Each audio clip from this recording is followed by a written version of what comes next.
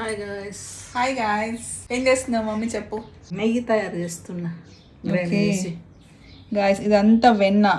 ఎన్ని రోజులది వెన్న? 10-12 రోజులది కావచ్చు. రోజు పాల మీద వస్తుంది కదా వెన్న, నాకు నచ్చింది అదే. అదంతా జమ్ చేసింది గాయస్. ఇప్పుడు దీంతో మనం నెయ్యి ఎట్లా చేయాలో చూద్దాం. ఓకే, ఇప్పుడు ఫస్ట్ ఏం చేయాలి?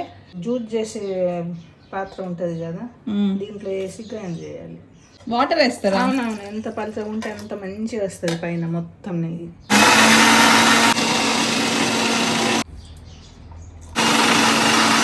చూడు ఎట్లా వచ్చింది, గట్టిగా అయింది కదా అది. ఇది మొత్తం వెన్న.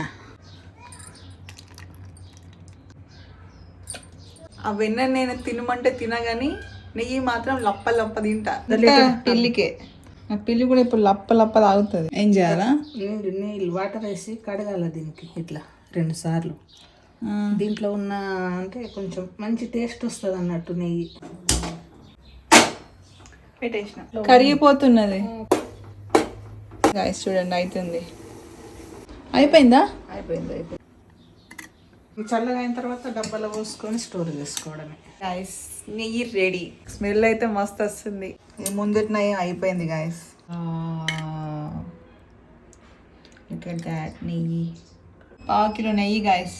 వారం 10 రోజుల వెన్న 1/2 కిలో కంటే ఎక్కువ అయింది నెయ్యి. మీరు కూడా ట్రై చేసి చూడండి, మంచి టేస్ట్ ఉంటుంది.